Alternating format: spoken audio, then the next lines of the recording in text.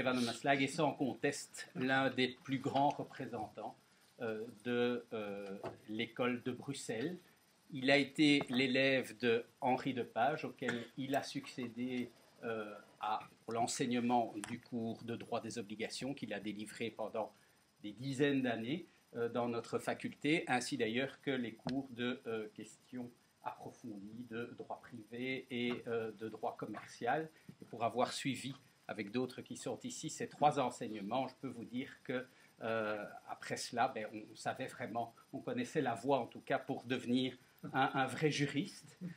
En particulier les deux cours de questions approfondies, dans la mesure où ils étaient donnés en petits groupes sous forme de séminaires avec la méthode des cas et avec des travaux pratiques selon cette méthode qu'on affectionne dans notre faculté.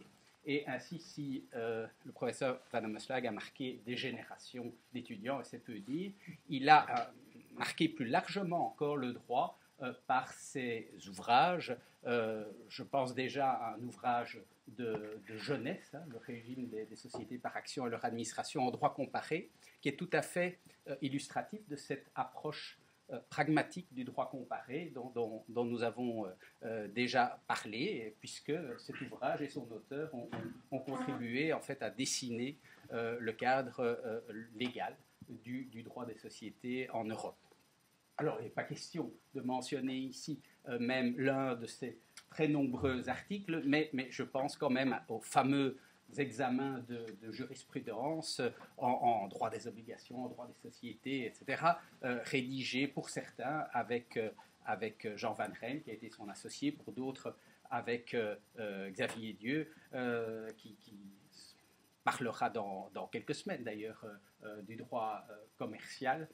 Mais je pense surtout maintenant à l'ouvrage Droit des obligations qui, publié en 2010, constitue déjà une référence incontournable, non seulement pour tous les étudiants, mais aussi pour tous les praticiens et au-delà, bien sûr, pour les spécialistes du droit des obligations en Belgique, mais aussi à l'étranger. J'ai reçu, et encore récemment, plusieurs témoignages de collègues français à cet égard.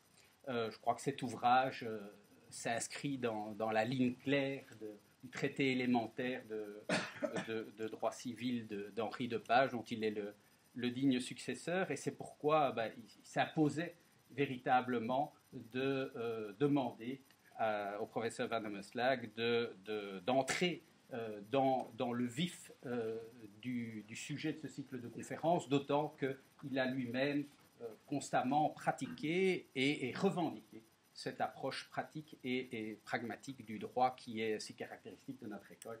Professeur, je vous cède la parole. Merci beaucoup, Monsieur le Président. Monsieur le Président, Monsieur l'Avocat général, mes chers collègues, chers amis, il nous appartient cette fois, lors de la présente conférence, de traiter de l'école de Bruxelles sous l'angle de l'enseignement. L'école de Bruxelles, c'est d'abord bien sûr les activités du Centre de logique juridique, fondé en 1967, si je ne me trompe, par M. Perelman, M. Paul Fourier, Robert Legros, qui fut, vous le savez, premier président de la Cour de cassation, à laquelle ne participait pas Henri Depage parce qu'il avait déjà terminé ses enseignements, mais Henri Depage les a certainement inspirés, vous savez, qu'il s'était intéressé aux aspects d'interprétation des lois. Un traité de 1925 le confirme, un ouvrage plus sommaire sur le gouvernement des juges peut également être cité, ainsi que le fait qu'il était titulaire de l'enseignement de la philosophie du droit en dernière année, on disait de licence, actuellement on dirait de master. Mais ici, c'est pas cela dont nous allons parler. Sur ce sujet-là, vous avez déjà eu une première conférence et vous aurez d'autres conférences. Ici, nous allons parler plutôt d'une certaine forme d'enseignement qui est évidemment inspirée dans une assez large mesure par les recherches, par les travaux et par la philosophie du droit développée dans le centre. Et ici, l'influence d'Henri Depage est évidemment tout à fait considérable. Je parle bien sûr uniquement de l'enseignement du droit privé avec une préférence compréhensible pour l'enseignement du droit privé patrimonial. À côté de M. Lepage, il faut également citer ce qu'on a appelé l'école de René Marc, c'est-à-dire tous les collaborateurs de René Marc qui sont devenus, dont de nombreux sont devenus professeurs à notre université, dont Mme Guevers, qui fut professeure de droit des personnes et que le méchant langue appelait le marcassin. Mais enfin, ce n'était pas la seule, c'était évidemment le cas également de M. Van Rijn, par exemple. Et je crois donc que l'école de Bruxelles, l'enseignement dont nous parlons, est issu de la tradition de M. Lepage et des disciples de René Marc, mais qu'il faut y incorporer, alors bien sûr, tous les successeurs de M. Lepage, et qui ont pu exercer leur esprit critique également à l'égard de Lepage, puisque le dogmatisme est particulièrement absent de notre enseignement. Donc, on peut consulter les précis de la faculté qui sont actuellement publiés. Et vous savez que Bruylant, Larcier, lance une grande collection consacrée au droit civil. Dès lors qu'on s'est aperçu qu'il était pratiquement impossible de mettre à jour, entre guillemets, les volumes de Lepage, il a été décidé par l'éditeur, soutenu par des membres de notre faculté, de consacrer différents volumes à cette matière sous l'égide, je le répète, d'Henri Lepage. Je crois qu'il faudrait également, il ne faut pas perdre de vue non plus, que cette tendance s'est manifestée et développée à la VUB. Vous savez que jusqu'en 1969, je pense, avant la splitting entre les deux universités, et bien avant la guerre d'ailleurs, notre faculté était bilingue. Et par conséquent, le même état d'esprit régnait aussi bien dans les cours donnés en français que dans les cours donnés en néerlandais. Et certains professeurs donnaient d'ailleurs leurs cours dans les deux langues. C'était le cas notamment de M. Dekers. M. Limpens donnait également des cours en français et en flamand, mais pas nécessairement les mêmes. Donc il y a là aussi toute une tradition qui mérite d'être soulignée, puisqu'un bon nombre de professeurs qui enseignaient en flamand dans notre faculté unique, à l'heureuse époque où elle était unique, ont poursuivi leurs enseignements à la VUB. C'est le cas du procureur général Krings, c'est le cas du procureur général Dumont, c'est le cas encore de différents autres que je n'ai pas notés. Nous allons donc parler de cet enseignement de l'école de Bruxelles, mais comme on l'a souligné à la première conférence, nous n'allons pas faire d'hagiographie. Nous allons parler de certaines méthodes utilisées, mais soyons francs, nous ne sommes pas les seuls à les avoir utilisées. Nous ne sommes pas non plus les seuls à les avoir inventées. Donc, évitons le nombrilisme et la géographie, mais mettons-nous dans l'optique de la manière dont l'enseignement a été donné dans ces matières et est toujours donné dans notre faculté de droit. Il faudra donner quelques définitions de concepts, mais je ne vais pas vous les présenter maintenant, nous verrons au fur et à mesure. Un mot qui est délicat, c'est le mot interprétation. Si l'on consulte les traités sur le sujet, sur l'herméneutique, sur l'interprétation des lois, le traité de Orsen van Kerkhove également, on constate qu'on parle souvent d'interprétation par le juge, à l'occasion des conflits que le juge est appelé à trancher. Ici, nous n'allons pas parler exclusivement de l'interprétation par le juge, à l'occasion des conflits individuels, mais plutôt de certaines tendances d'interprétation en vue de l'enseignement et en vue de la construction d'un corps de doctrine servant de base à cet enseignement. Ce n'est pas nécessairement toujours la même chose. Alors, l'école de Bruxelles, c'est, comme je le faisais allusion il y a un instant, c'est M. Jourdain qui fait de la pause sans le savoir. Ce sont des enseignants qui suivent une certaine tendance qui est élaborée et étudiée de manière circonstanciée dans le centre de philosophie du droit, mais ils en sont en quelque sorte imprégnés et à leur tour, ils peuvent être des sources d'inspiration pour ceux qui exercent leur activité dans le centre. Je voudrais parler d'abord, en tout premier lieu, des caractéristiques de l'enseignement dans notre faculté. Je voudrais ensuite vous entretenir du corpus juris qui sert de base à cet enseignement. consacrer quelques développements aux méthodes d'interprétation, au sens où je viens de le définir, du droit civil suivant l'école de Bruxelles enseignement, quelques instruments particulièrement utilisés dans le cadre de la construction de la doctrine qui sert de base à l'enseignement et dans le cadre de cet enseignement, et peut-être ensuite terminer par quelques brèves indications sur des institutions qui me paraissent avoir été particulièrement développées dans le cadre de l'enseignement du droit privé à l'école de Bruxelles. L'objectif de l'enseignement, point tout à fait essentiel. Quel est l'objectif de l'enseignement? Et quel est l'objectif de la construction de la doctrine sur laquelle cet enseignement repose? Je dirais que je pense que c'est plutôt de mettre entre les mains des étudiants et des juristes un art plutôt qu'une science.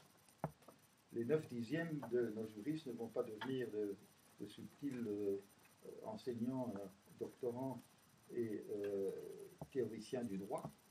Donc, ils ne vont pas pratiquer nécessairement et pas pratiquer fondamentalement de la science.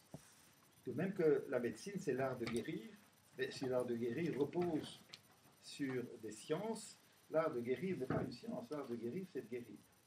Eh bien, je crois que l'enseignement du droit que nous avons l'intention et que nous avons jusqu'à présent prodigué, c'est l'art de résoudre des problèmes juridiques, même si le fondement est parfois un caractère scientifique et non pas la construction d'un bel ensemble abstrait de sciences juridiques. Je dirais que ce n'est pas évident. Je participais à quelques années à une réunion où étaient représentées les principales universités francophones qui traitaient de cette question.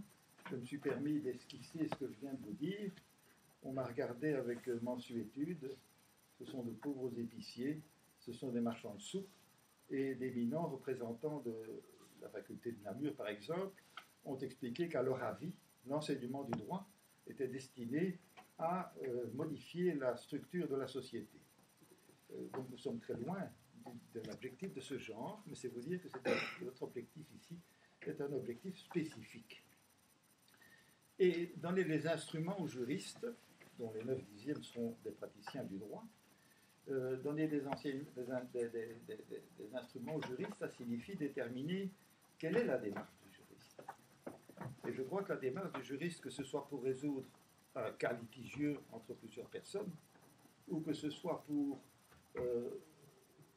accomplir d'autres devoirs de caractère juridique, par exemple rédiger un bon contrat, mettre au point un ensemble de constructions contractuelles pour mettre sur pied un supermarché, ou bien encore pour prendre des décisions qui appartiennent à l'administration. Tout ça sont des mesures, des réactions, des comportements du juriste.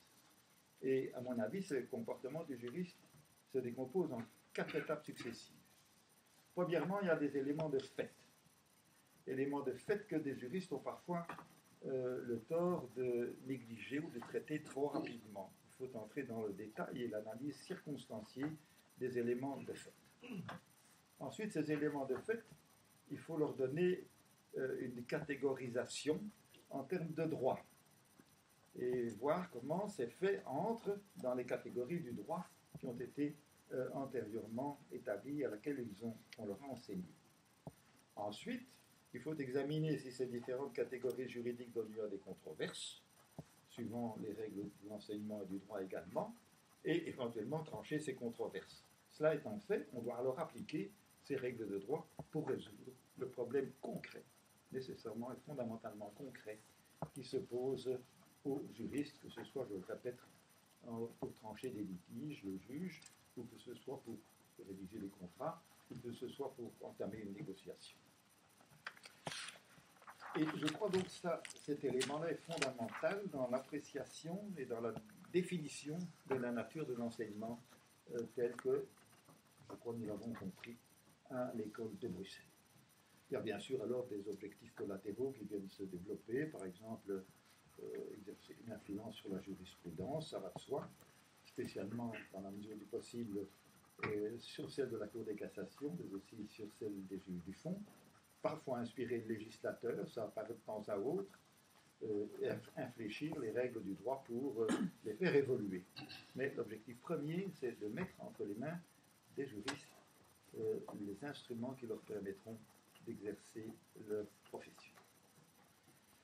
Alors, à partir de cette idée, quelles sont les méthodes d'enseignement qui me paraissent caractériser cette école de Bruxelles dans le domaine du droit privé? Une première caractéristique, c'est que des cours, même tout à fait fondamentaux, sont confiés à des praticiens.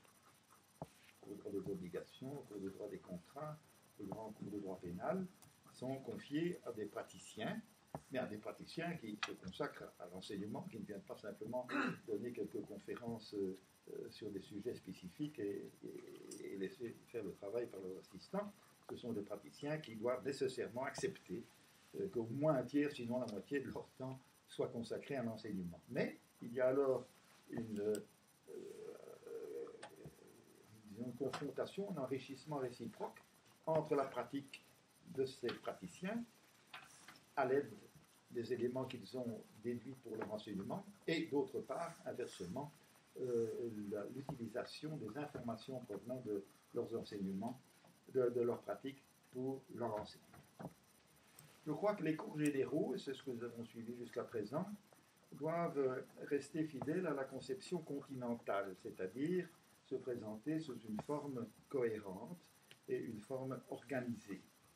Je ne pense pas qu'il soit souhaitable d'utiliser la méthode de la common law et de ramener l'enseignement à une collection de cas qu'on est obligé alors de tordre dans tous les sens pour essayer de leur faire dire ce qu'on a envie de leur faire dire à l'occasion des cas suivants. Nous n'avons évidemment pas la règle du précédent.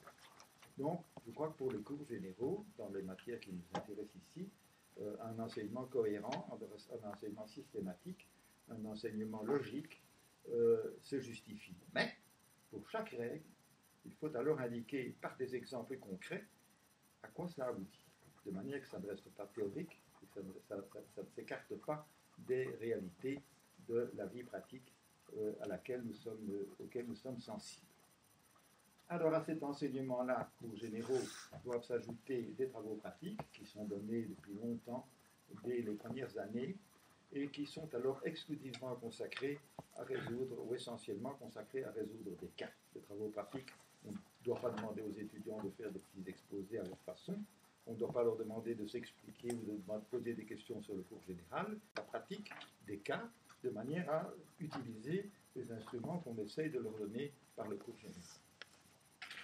Ensuite, les cas sont également abondamment utilisés comme méthode d'enseignement, cette fois dans les cours approfondis.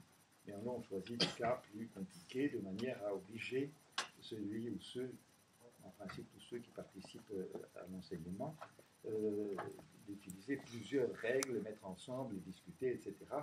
C'était le cas du cours de droit privé approfondi, et c'était le cas, ou c'est toujours le cas, du cours de droit commercial approfondi. Tout cela, c'est le but de l'enseignement général, mais ça n'exclut pas que l'on puisse évidemment encourager la recherche, encourager des thèses, encourager des activités publication d'articles, et tout spécialement les examens de jurisprudence que la revue critique fondée en 1947 a mis au devant de la scène dans notre partie francophone du pays. Je crois pour ma part que c'est l'université qui doit répondre à ces besoins-là et que nous devons éviter un système à la française dans lequel l'université n'est peut-être plus tout à fait à la hauteur de ce que nous espérions, tout au moins pour certaines universités, et que l'on compense alors par le bachotage et des écoles du style École nationale d'administration, École de magistrature, etc. Je crois que c'est dans l'université que l'on doit s'adapter et que l'on doit éventuellement faire évoluer les enseignements pour répondre à tous ces besoins. Quel est alors le corpus juris qui va servir de contexte à cet enseignement et de base à cet enseignement? Bien entendu, on ne va pas se limiter au texte des lois, au texte de la loi. Là encore, je ne vais rien dire de très original, mais enfin, si vous consultez deux pages, si vous consultez ses successeurs, on a considéré que le droit était formé de toutes sortes de sources. Il y a évidemment la loi. Nous sommes dans une démocratie, donc il faut laisser au législateur au moins une certaine part dans l'élaboration du droit, sans l'exagérer. Il y a bien entendu aussi le droit des traités internationaux, dont, pour autant qu'ils soient directement applicables. On a rappelé à la séance précédente le fameux arrêt de la Cour de cassation, le SKI, qui a instauré ou fait reconnu la prééminence de la règle internationale sur la règle interne. Nous avons aussi, développement relativement récent, les sources de droit primaire et de droit secondaire européen qui s'imposent d'après la jurisprudence de la Cour de justice au-delà des dispositions du droit interne, sauf lorsque le droit européen s'y réfère, on n'entre pas dans les détails. Mais nous avons alors la coutume, auquel d'ailleurs certaines dispositions du Code civil font référence. Nous avons les usages qui remontent à une période indéterminée et qui servent à organiser toutes sortes de choses sur lesquelles le législateur n'est heureusement pas intervenu. Nous avons bien entendu la jurisprudence, et spécialement la jurisprudence de la Cour de cassation qui assure la cohérence de la jurisprudence des juges du fond et la cohérence avec le droit positif. Et enfin, nous avons les opinions exprimées par la doctrine. Donc ça nous fait tout un corpus avec des sources de règles juridiques qui vont bien au-delà de ce que l'on pourrait imaginer au départ, à savoir la loi. Là encore, ce n'est pas nécessairement une évidence. Si l'on lit l'ouvrage des professeurs Horst et Van Kerkhove, ils décrivent une école belge de ce qu'ils appellent de la nouvelle exégèse, qui mettent l'analyse de la loi au centre de toutes les préoccupations et des préoccupations essentielles. Et ils citent à cet égard une école de droit qui s'est développée essentiellement à l'université de Liège, sous l'influence de Madame Moreau-Margrave et sous l'influence de Delmy. Donc, ce n'est pas du tout la direction où nous allons, même si je vois que j'ai rapidement énuméré devant vous ce qui mériterait bien sûr en soi un travail de réflexion beaucoup plus important, sont à nos yeux la base de la formation de la doctrine qui est elle-même la base de l'enseignement. Le but est à partir de là, de créer un ensemble cohérent. Et un ensemble cohérent et évolutif, qui change constamment pour s'adapter. Je vous en donnerai quelques exemples, conformément à notre doctrine générale, du concret et du pragmatique, dans quelques instants, mais qui lui permet de s'adapter aux besoins de la société. Donc, éviter un patchwork de toute une série de réglementations qui se développeraient en parallèle les unes par rapport aux autres. Par exemple, nous savons qu'il existe une certaine tendance parmi les tenants de la doctrine consumériste consistant à vouloir développer un code de la consommation. Je dis non. Le code de la consommation, on doit le faire avaler par le droit des obligations et par le droit des contrats, parce que ce code de la consommation ne se conçoit que par rapport à un droit commun. Et donc, il faut l'incorporer dans ce droit commun pour arriver à un ensemble cohérent. Nous verrons dans un instant peut-être quelques exemples.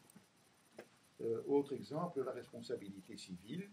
À la responsabilité civile que nous connaissons, extra-contractuelle issue du Code civil, nous savons que le législateur, souvent inspiré par des circonstances tout à fait contingentes, a ajouté un certain nombre de responsabilités objectives. Un incendie dans un dancing, la difficulté d'obtenir une indemnisation en cas d'erreur médicale. Bref, il y a différentes sources d'inspiration du législateur. Et bien là aussi, il faut que la responsabilité civile extra-contractuelle normale, si je puis dire, et les responsabilités civiles objectives, responsabilité du fait des produits, tout cela forme un ensemble et soit incorporé et donne lieu à une construction cohérente. La mode, vous le savez, est actuellement au développement du commerce électronique, l'e-commerce. On conclut des contrats, on achète sur eBay, on fait toutes sortes de choses. Eh bien, là encore, nous avons certains collègues, notamment à Namur, je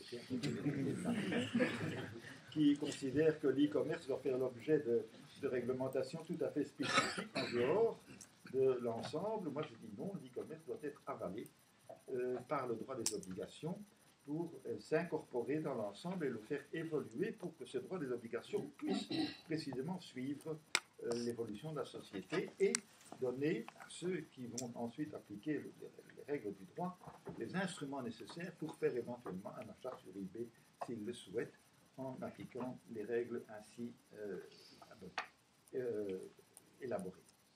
La monnaie, bien sûr, les auteurs du Code civil connaissaient la monnaie métallique, ils connaissaient la monnaie fiduciaire pour les véhicules des assignats pendant la Révolution française, mais la monnaie scripturale ou la monnaie électronique, certainement pas. Et bien encore, ces concepts, monnaie scripturale et monnaie électronique, doivent être incorporés dans notre droit des obligations générales. Enfin, comment parler du paiement sans parler du paiement par monnaie? Comment traiter l'article 1895 du Code civil sur le nominalisme monétaire si on n'a pas incorporé dans l'ensemble de l'exposé ou de la doctrine la monnaie scripturale et même, plus récemment, la monnaie électronique. Si nous voulons être un peu plus concrets, puisque le pragmatisme l'impose, imaginons donc l'incorporation du droit de la consommation et du consommateur dans le droit général des obligations. On voit apparaître un nouveau personnage, le consommateur. On voit son méchant interlocuteur, c'était pendant un certain temps le vendeur, suivant une expression peu heureuse, c'est maintenant le plus souvent le professionnel. Et ces deux personnages, lorsqu'ils vont entrer en contact, vont susciter un certain nombre de règles spéciales. Par exemple, nous avions traditionnellement dans le droit des obligations, et vous trouvez dans les pages toute une série de moyens pour protéger une partie faible. Eh bien, avec l'arrivée du consommateur, ces moyens de protéger une partie faible vont évoluer et vont se développer. Dans la conclusion des conventions, nous allons voir arriver des obligations de pré-information qui doivent être incorporées dans le droit des obligations et qui sont la preuve de cette évolution résultant de l'intervention du consumérisme. Nous voyons dans la loi de 2010, d'avril 2010, sur la protection du consommateur, après d'ailleurs la loi antérieure et conformément dans une certaine mesure à des directives communautaires, se développer la matière des clauses abusives, c'est-à-dire une dérogation importante à l'article 934 alinéa 1er du Code civil. Là encore, la clause abusive, les conditions d'appréciation, les sanctions de l'utilisation des clauses abusives, il faut absolument, si le droit des obligations doit servir à la vie quotidienne, il faut absolument que cela soit incorporé dans le droit des obligations. Vous savez que le consumérisme a encore introduit le droit au repentir, ou le droit à la rétractation. Eh bien, voilà encore des éléments nouveaux, mais des éléments nouveaux que le droit des obligations doit intégrer. L'interprétation des conventions est également influencée par le consumérisme. L'interprétation contre le rédacteur du contrat devient beaucoup plus importante dans cette tradition consumériste.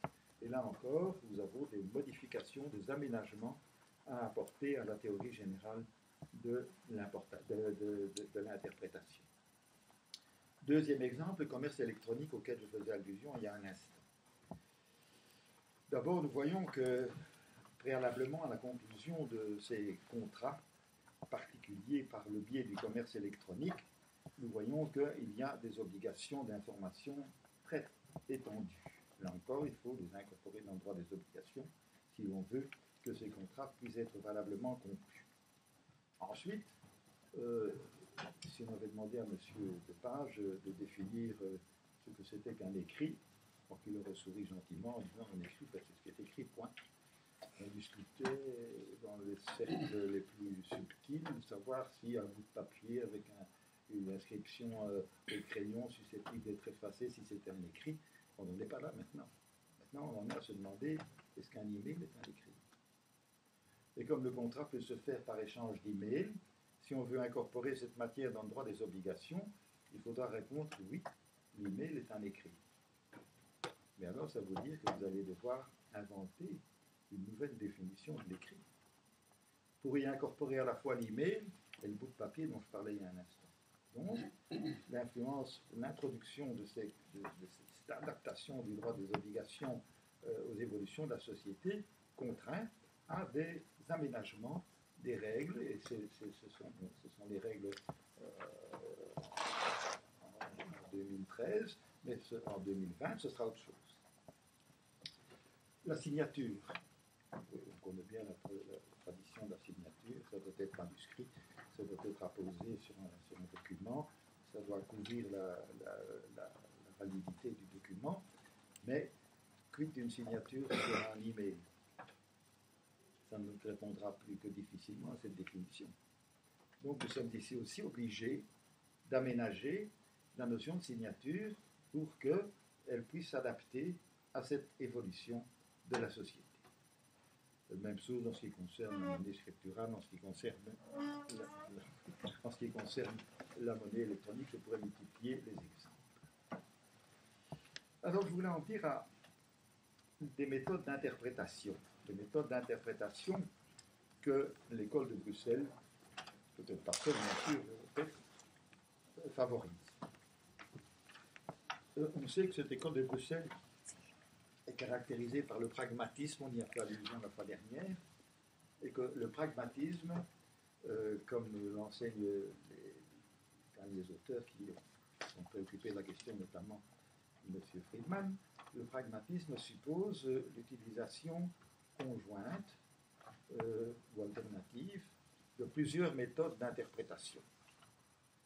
Ça signifie, par voie d'exclusion, que les grilles d'interprétation exclusives seront éliminées dans ce genre de doctrine, dans ce genre d'enseignement. Par exemple, élimination de la grille d'interprétation de l'école de l'exégèse, c'est-à-dire l'examen sémantique et grammatical du texte et de l'analyse des intentions de l'auteur d'un texte. Cette méthode, considérée comme méthode unique jusqu'à la fin du XIXe siècle, n'est évidemment pas celle que nous recommandons. La méthode historique prudence également. La méthode historique a été fortement développée, vous le savez, par la doctrine allemande dans le courant du XIXe siècle, mais de nos jours, j'y reviendrai dans un instant, on peut l'utiliser avec la plus grande prudence et certainement pas comme méthode unique ou essentielle d'interprétation. On a parfois parlé d'une méthode positiviste, mais positiviste entre guillemets, parce que le terme a évidemment plusieurs significations, selon laquelle chaque conflit devrait se déterminer, se définir, se résoudre en fonction de ses caractéristiques propres, du sens du juste ou de l'injuste qui serait appliqué au conflit d'intérêts en question. Et encore, c'est un système peut-être adapté, utilisé en commun de l'eau, mais que l'on ne peut certainement pas utiliser comme méthode essentielle d'interprétation. Pas non plus ce qu'on a appelé la méthode sociologique, ici encore une fois, prudence dans l'utilisation du concept, c'est-à-dire apprécier la portée d'une règle de droit exclusivement ou essentiellement en fonction des intérêts sociaux respectifs des personnes ou des groupes de personnes qui doivent l'adopter. Méfiance aussi à l'égard d'une méthode d'interprétation fortement développée aux États-Unis, qu'on appelle Law and Economics, qui consiste à apprécier les conflits ou à mesurer la portée des règles de droit essentiellement en fonction de leur incidence économique, de manière à retenir la règle dont le résultat économique sera le plus avantageux.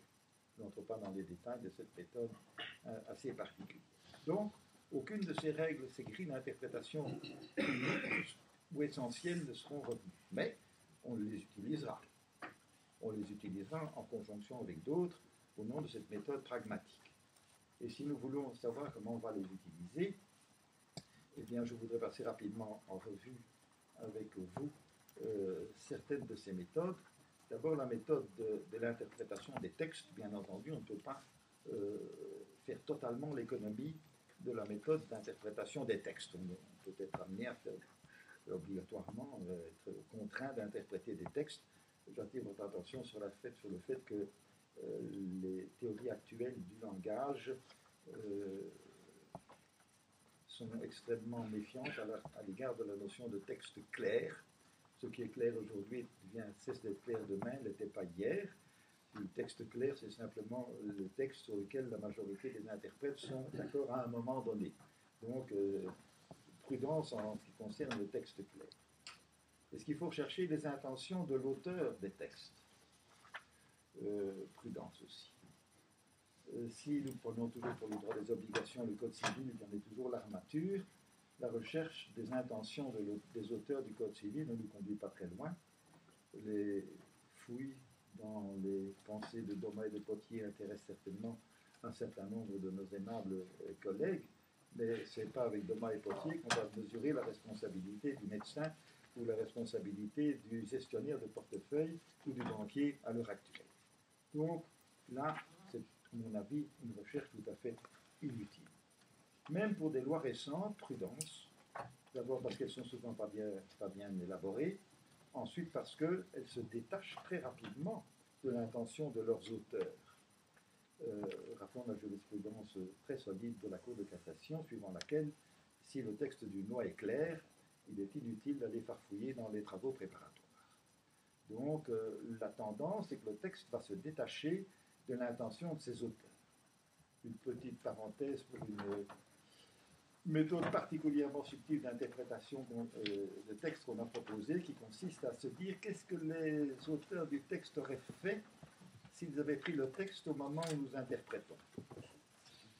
J'avoue que ça me paraît très subtil, mais singulièrement artificiel, et donc je ne recommande pas non plus cette méthode. Faut-il dire qu'il existe d'innombrables exemples dans lesquels on a trahi volontairement, consciemment, l'intention des auteurs des textes. Prenons trois exemples. 1384, alinéa 1er du Code civil. Vous savez que c'est le texte qui sert de base à la responsabilité du gardien d'une chose vicieuse.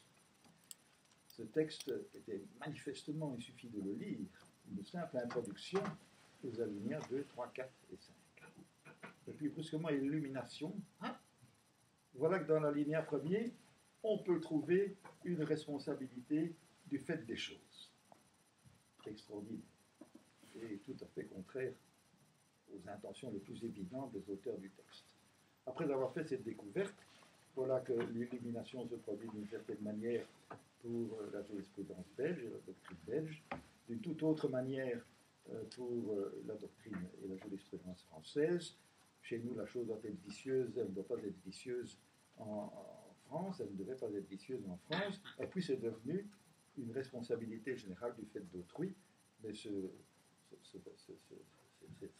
éclairage extraordinaire, une fois passé la frontière, c'est atténué en une flamme de bougie qui s'est rapidement éteinte, et on a rejeté cela dans notre système. Pourquoi? En fonction de l'objectif que l'on peut atteindre par cette interprétation au premier abord étrange.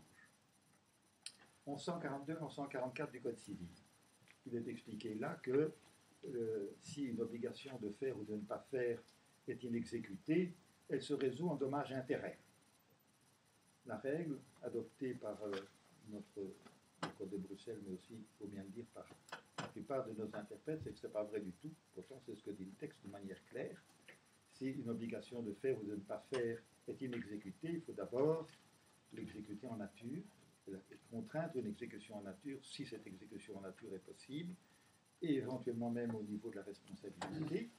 Et ce n'est que si l'exécution en nature n'est pas possible ou est abusive que ça va se résoudre en dommages-intérêts.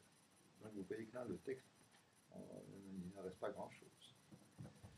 544 du Code civil depuis 1960, c'est non seulement la définition du droit de propriété, mais encore la source des troubles de voisinage. Il faut d'extraordinairement bonnes lunettes pour trouver une quelconque allusion aux troubles de voisinage dans l'article 544 du Code civil. Mieux que ça, en 165 du Code civil. Vous savez qu'en 165 du Code civil est réputé depuis 1909 établir la distinction, justifier la distinction entre les effets externes et les effets internes des contrats. Et là encore, ce n'est pas des lunettes qu'il faut, ce sont des loupes pour voir si dans 165 du Code civil, on parle des effets externes des contrats, il n'y en a pas question du tout. Il est exclusivement question du contrat en tant qu'il est générateur de droits et d'obligations. Donc voilà des exemples où on s'est écarté des textes, on les a triturés pour pouvoir y trouver le principe que l'on souhaitait. Je vous ai dit que la perspective historique, il fallait également, c'est ma seconde observation dans ce domaine, la traiter avec prudence. Alors, le droit romain, c'est évidemment une belle science, il n'y a pas de doute. Mais bien peu de choses peuvent être expliquées dans la situation, dans la société de 2013, à l'aide du droit romain. On dit que M. Lepage était un bon romaniste, je veux bien le croire, mais si vous lisez les parties du traité qui ne sont pas contaminées par M. Dekers, vous verrez que le droit romain joue un rôle très très réduit. En revanche, le droit romain dans le tome de succession est considérable, encore que les effets explicatifs me paraissent peu probants. Dans certains cas, cependant, une certaine perspective historique, donc il ne faut pas rejeter de manière absolue, me semble-t-il, peut être justifiée. Prenons par exemple l'arrêt du 5 novembre 1920, la reconnaissance par la Cour de cassation du principe de la responsabilité des pouvoirs publics à propos de l'administration. Là, on rompt avec toute la jurisprudence antérieure et la Cour de cassation elle-même, et surtout son procureur général, explique que la séparation des pouvoirs, telle qu'elle est reprise dans notre Constitution, trouve sa source dans les anciennes provinces unies, dans les anciens Pays-Bas, et qu'elle avait une toute autre portée qu'en France. Et par là, par cette analyse historique, on parvient à justifier alors le renversement spectaculaire de la jurisprudence et la consécration du contrôle par le pouvoir judiciaire de la responsabilité de l'administration. Là, on peut dire que l'analyse historique a joué un rôle intéressant. Si nous regardons encore toujours dans la matière de la responsabilité, vous savez qu'on a retenu la responsabilité de l'administration, et puis en 1991, on s'est dit, tiens, pourquoi pas celle du pouvoir judiciaire, et puis en 1994, celle du pouvoir législatif, qui avait été considérée comme inconcevable pendant un certain temps. Et là encore, une certaine évolution historique peut être justifiée, d'autant plus que l'arrêt de 1994 reprend textuellement des attendus de l'arrêt de 1920, ce qui démontre la filiation historique et que l'arrêt de 1994 aboutit, moyennant évidemment des aménagements spécifiques, à cette responsabilité du pouvoir législatif. Je dirais encore qu'une certaine perspective historique est intéressante pour justifier la vitalité du contrat. En 1950, il était de grande mode de dire que le contrat allait disparaître et qu'il allait être remplacé par le règlement ou par des contrats obligés. Nous savons que c'est tout le contraire qui s'est produit et qu'actuellement même, chose extraordinaire, l'administration emploie le contrat de droit civil comme mode de gestion. Là encore, pour expliquer une pareille situation inattendue, un certain éclairage historique, la loi de 1991, de mars 1991, plus une série de lois spéciales, alors, notamment au niveau des communes et des régions, au niveau des communautés et des régions. Là encore, une certaine perspective historique peut être intéressante. Les sûretés issues de la pratique. Vous savez que actuellement, de nombreuses sûretés sont fondées non plus sur le droit traditionnel des sûretés, difficilement internationalisables, mais sur l'utilisation de règles, de droits des obligations, l'engagement par volonté unilatérale, la compensation conventionnelle, etc. Là encore, une certaine perspective historique sur les raisons pour lesquelles on a estimé nécessaire de se référer plutôt à des concepts de droit des obligations beaucoup plus répandus sur le plan international qu'au gage, à l'hypothèque ou à d'autres instruments tenant au droit réel, mais qui ont une portée beaucoup plus territoriale. Je pourrais encore dire théorie de l'apparence, autonomie de la volonté, donc il y a quelques cas où une perspective historique limitée va pouvoir jouer un rôle utile. Droit comparé. Voilà encore une troisième source d'interprétation sur laquelle je voudrais attirer votre attention.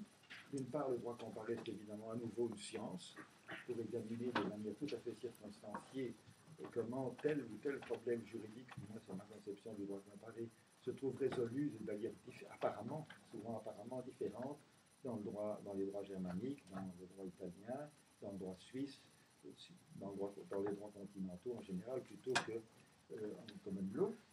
Mais ça peut être aussi une source d'inspiration. Et alors, l'interprétation par le droit comparé peut être utile. Par exemple, la lésion qualifiée s'est introduite subrepticement dans notre droit, à l'image notamment du droit comparé allemand.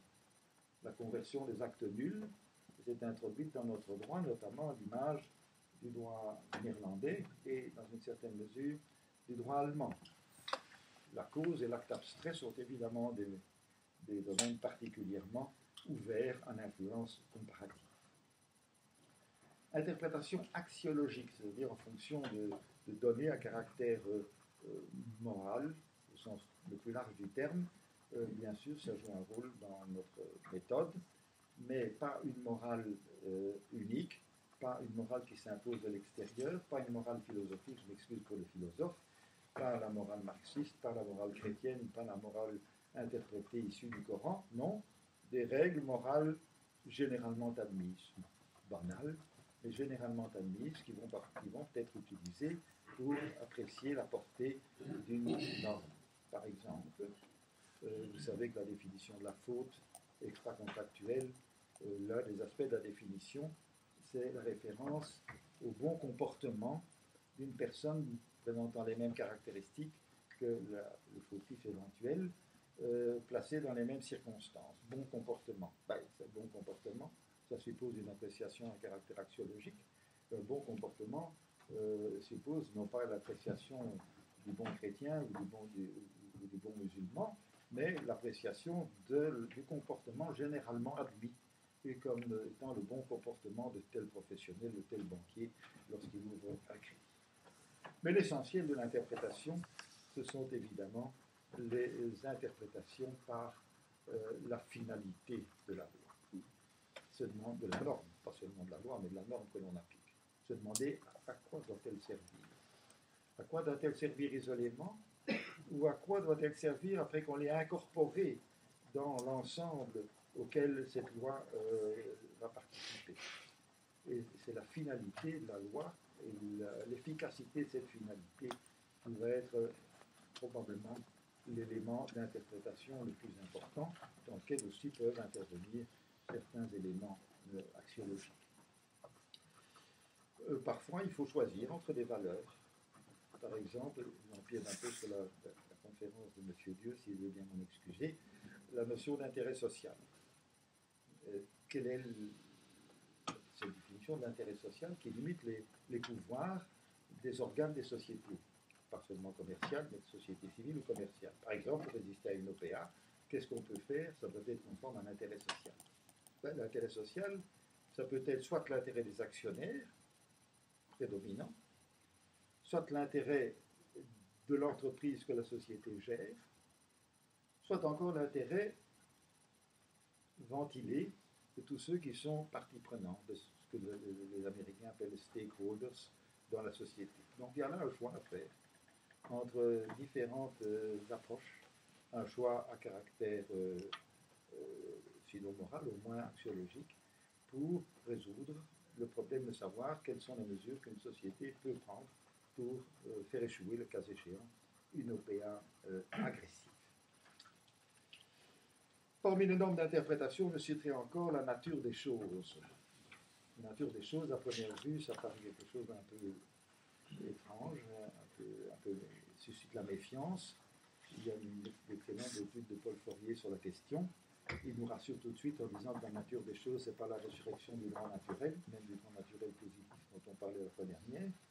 La nature des choses, c'est ce qui s'impose par la force de la situation dans laquelle on se trouve. Par exemple, toujours pour être précis, 1138 du Code civil, dans les obligations de donner, la propriété se transfère par le seul échange des consentements. quel est le champ d'application? Est-ce que ça peut s'appliquer à une chose future? Ben non, pas possible, en raison de la nature des choses. Donc la nature des choses peut être un élément d'interprétation à prendre en considération. Droit naturel et droit naturel positif, moi, plutôt méfiant, de Page plutôt aussi, mais enfin, il faudrait peut-être que nous fassions là une réflexion plus approfondie. Je voudrais maintenant, mais je suis en train de dépasser, Monsieur le Président, mon temps de parole. Oui, dans le cours de cassation, ça ne serait pas permis, je serais déjà assis depuis longtemps.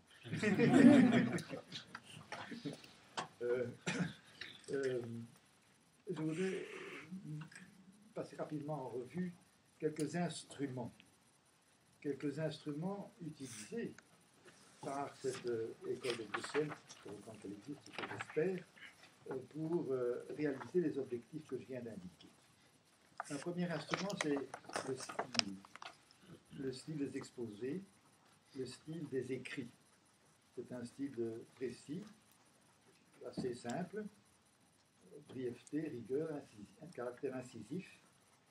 Vous pouvez à cet égard-là, bien entendu, prendre l'exemple de Page, encore que de Page, brusquement, des explosions de fureur. Par exemple, il faut nous expliquer qu'il ne faut pas faire de sentimentalisme juridique. Alors là, il devient lyrique. Mais en dehors de cela, son style est plutôt précis. Et si nous continuons dans l'école de Bruxelles, si nous prenons M. Van Heijn, M. Hennen, la précision et la clarté du style sont des éléments absolument fondamentaux. Un second instrument, c'est la définition des concepts. On ne peut pas construire tout ce système sans avoir clairement défini les concepts. Pour ce qui concerne la matière du Code civil, c'est fort simple. Nous savons que le Code civil n'a guère donné dans notre matière de définition. Par conséquent, il faut bien le définir. Par exemple, la faute, dans 1382, apparaît dans une petite incidente, à la fin de l'article 1382, n'est pas définie et n'est pas indiquée comme étant une composante essentielle de la responsabilité civile, donc il faut le faire. Un exemple, c'est quand le Code civil a donné une définition dans notre domaine, ça s'est avéré catastrophique, article 1100, le contrat est une convention, tout le monde sourit, parce que le contrat et convention sont considérés comme ayant la même signification, et donc en l'article 1100, on dit que le contrat est une convention, on dit voilà, une fois qu'ils ont fait une définition, c'est une tautologie. En dehors de cela, il faudra donc pour toutes les parties qui sont toujours réglementées par le Code civil, il faudra donner des définitions. Définition également, pour les lois particulières, c'est un peu différent, surtout que maintenant, la légistique à la mode consiste à commencer, comme dans les législations anglo-américaines, par des querelles de définition plus ou moins obscures. Alors la question de définition devient une question d'interprétation du texte. Mais en règle générale, sinon, les définitions doivent évidemment être bien clairement tracées. C'est ainsi qu'on définit la notion de dommage. On y a fait allusion à des séances précédentes. Est-ce qu'il faut qu'une atteinte soit portée à un droit? Est-ce qu'il faut une atteinte portée à un simple avantage? Quelles sont les caractéristiques que cet avantage doit présenter? Légitimité et stabilité, suivant la jurisprudence et la doctrine qui se sont établies, donc définir la notion de dommage, définir la notion de causalité, définir la notion de cause qui a donné lieu à d'innombrables controverses au XIXe et même au XXe siècle, jusqu'à ce que la Cour de cassation consacre une certaine définition de la cause, à savoir l'intention fondamentale de la partie qui s'oblige et qui est entrée dans le champ contractuel, qui permet de définir également l'acte abstrait. Donc là encore, pour arriver à dominer cette matière, les conditions de formation d'un contrat, il faut donner cette définition. La notion de caducité d'une convention, qu'est-ce qui se passe si une convention a un objet licite et une cause licite au départ, et puis que l'objet vient à disparaître parce qu'il est impossible de l'exécuter, ou bien encore parce qu'il devient illicite dans le cours de l'exécution du contrat, on a inventé alors une nouvelle notion, cette notion de caducité. Je vais parler de la définition de l'écrit. Il faut donc introduire maintenant dans les bons cours une nouvelle définition de l'écrit, la définition de la signature, la définition de la fiducie, qui n'est pas aussi facile à réaliser, la notion de concours, notamment pour l'application des limites apportées à la compensation dans l'article 298 du Code civil. On peut faire référence à la thèse de Mme Grégoire, la notion de fraude à la loi, etc. Donc, une série de définitions sont données, doivent être données, pour que sur ces piliers que constituent les définitions, on puisse construire l'ensemble. Un troisième concept que je voudrais rapidement analyser devant vous, c'est le concept de bonne foi. Le concept de bonne foi est devenu un instrument très utile pour faire évoluer les questions en fonction de l'évolution de la société.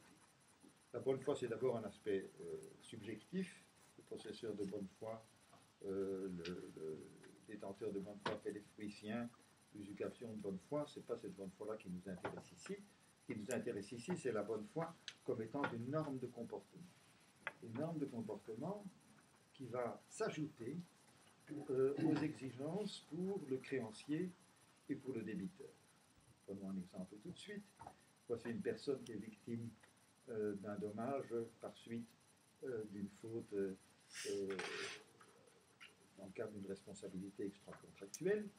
Eh bien, cette personne doit, dit-on, prendre toutes mesures utiles pour atténuer les effets du dommage. Ça sort de quoi? Ça sort de rien, ça sort de l'idée de bonne foi, qui va être complétive, va s'ajouter aux règles qui régissent la position du créancier. La bonne foi, ce sera parfois une définition de modération. Par exemple, dans l'exception non datipleti contractus, on ne peut pas invoquer l'exception d'inexécution contrairement à la bonne foi. Donc on devra savoir ce que c'est que la bonne foi dans cette hypothèse. À notre avis, c'est un principe général de droit qui va bien au-delà de la simple question d'interprétation des conventions, comme le prévoit le Code civil 1134 alinéa 3 et 1135, qui, je le répète, exerce une influence sur les comportements du créancier et du débiteur en y ajoutant des éléments, outre les règles traditionnelles qui régissent l'obligation et la créance. Autre concept qui peut jouer ce rôle, c'est le concept d'abus de droit. Le concept d'abus de droit qui est abondamment utilisé, de plus en plus abondamment, sauf pour les droits discrétionnaires, mais il y en a de moins en moins. Nous savons que, par exemple, on considère qu'abuse de son droit celui qui utilise son droit dans le seul but de nuire. Donc, à ce moment-là, il est empêché d'utiliser son droit. Dans les droits fonctions, c'est-à-dire les droits qui sont attribués dans l'objectif de réaliser telle ou telle finalité définie par le législateur, par exemple le recours à la justice, par exemple la puissance parentale en matière de famille, eh bien, celui qui essaye d'utiliser le droit fonction dans un autre but que celui pour lequel le législateur l'a conçu, commet un abus de droit et il va être privé de la faculté, la possibilité d'utiliser le droit de cette façon. Donc vous apercevez la possibilité d'aménagement. Et enfin, pour tous les autres droits, on reconnaît un système de proportionnalité, l'usage du droit sans intérêt, on a parfois sans intérêt suffisant pour le créancier, le choix entre plusieurs manières d'exercer son droit sans justification de la façon la plus dommageable pour les tiers, l'hypothèse de la disproportion manifeste entre l'exercice du droit et le dommage causé à un tiers, saisir un immeuble pour obtenir le paiement de frais de justice de 3 000 euros. Bref, il y a toute une série d'hypothèses dans lesquelles l'abus de droit vient également modaliser l'exercice des droits. Un autre concept que l'on a relativement récemment mis au jour et qui est, à mon avis, très important dans cette construction d'une doctrine permettant l'enseignement, c'est le concept de principe général du droit. C'est-à-dire une norme qui n'est pas une norme légale, qui peut parfois être incidemment comprise dans une loi, mais qui aura une faculté, une force obligatoire analogue à celle d'une loi, et qui même pourra donner ouverture à cassation. Aussi par une interprétation un peu extensive, il faut bien le dire, des dispositions du code judiciaire à ce sujet. Nous savons que ce concept trouve son origine dans une mercuriale fondamentale du procureur Merab Ganzo van der Merch de 1970, mais elle a contribué ensuite à se développer et à être généralement admise, et même, je l'appelle bien entendu, admise par la Cour de cassation, si vous voulez, qui se montre assez prudente avant de les accepter, il faut bien le dire.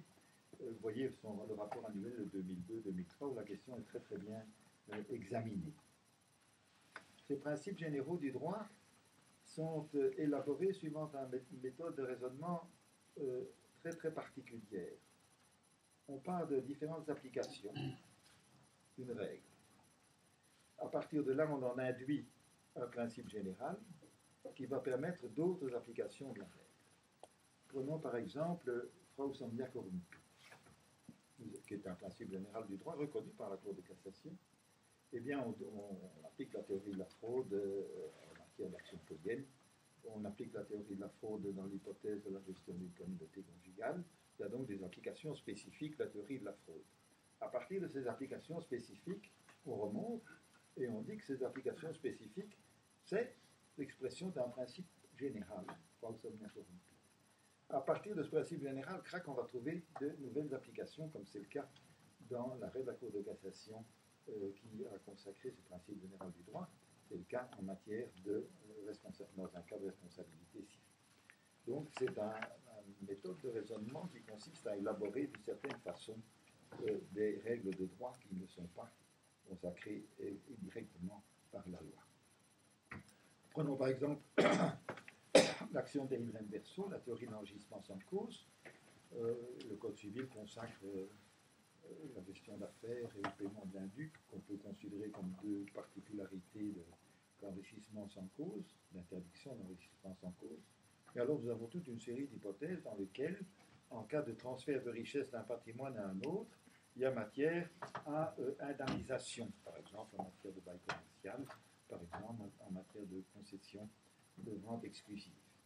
À partir de ces cas particuliers, on peut déduire une hypothèse générale que nul ne peut s'enrichir au détriment d'autrui sans cause. Ce que fait la Cour de cassation de France d'abord, et la Cour de cassation de Belgique suit gentiment, quelques dizaines d'années plus tard, en 1909, mais en même temps apporte toute une série de garde-fous pour que l'enrichissement sans cause ne devienne pas disons, le réceptacle de n'importe quel recours dans tous les sens. Et à partir de là, s'est construite toute une théorie d'enrichissement sans cause qui, à mon avis, pour laquelle M. Depage et l'école de Bruxelles ont joué un rôle. L'équité. Est-ce qu'on va utiliser l'équité comme instrument? Ici, méfiance absolue. Opposition farouche de M. Depage, j'y faisais allusion il y a un instant. Dans certains cas, le législateur renvoie le juge à l'équité, par exemple en matière de renouvellement d'un bail commercial ou en matière de fixation d'une indemnité pour les concessions de vente à durée indéterminée.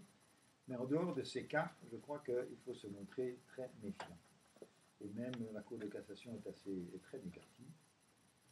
Par exemple, elle casse une décision d'un juge du fond qui a refusé l'application d'une disposition d'une convention en disant que cette disposition de la convention heurte violemment le sens le plus fondamental de l'équité, cassation. Donc l'équité n'est pas, dans ce cas-là, une source d'interprétation. On peut citer d'assez nombreux arrêts de la Cour de cassation à ce sujet. Et donc je crois que l'incertitude, le flou dans l'appréciation de ce qui est équitable dans chacune des hypothèses, le caractère subjectif, l'insécurité juridique qui caractérise l'équité doivent conduire plutôt à l'écarter comme élément, comme outil, sauf les cas où le législateur nous y invite. J'en viens peut-être à voir très rapidement avec vous quelques institutions où je pense que l'école de Bruxelles a pu apporter sa petite contribution et où elle a pu, je pense, également convaincre la doctrine et la jurisprudence.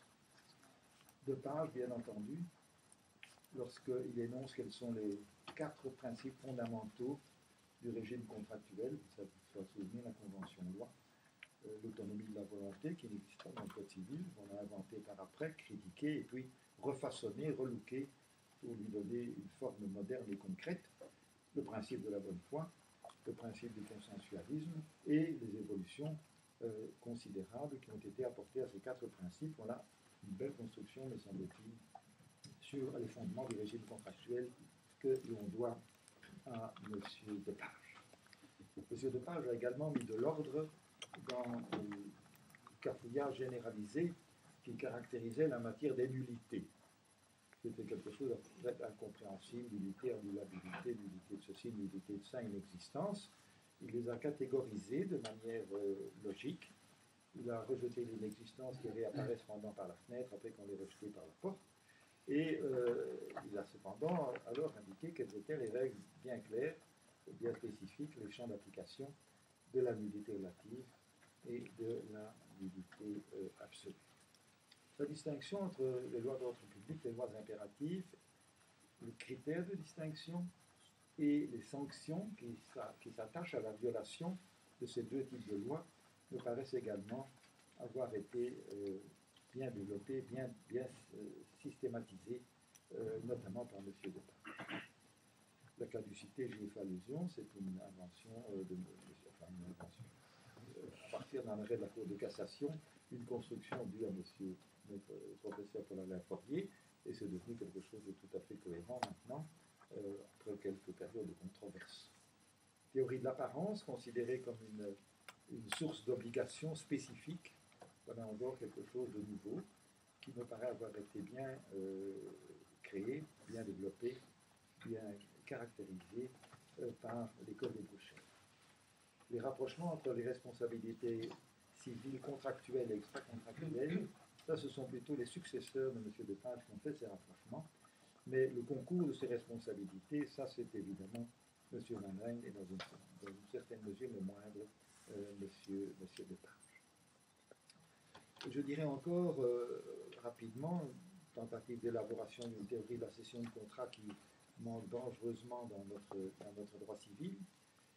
Également, dans le domaine de la preuve, bien entendu, aussi bien en matière civile qu'en matière commerciale, où la preuve est en principe libre, de nombreux litiges se posent des questions de preuve, se rapportent à des lettres missives.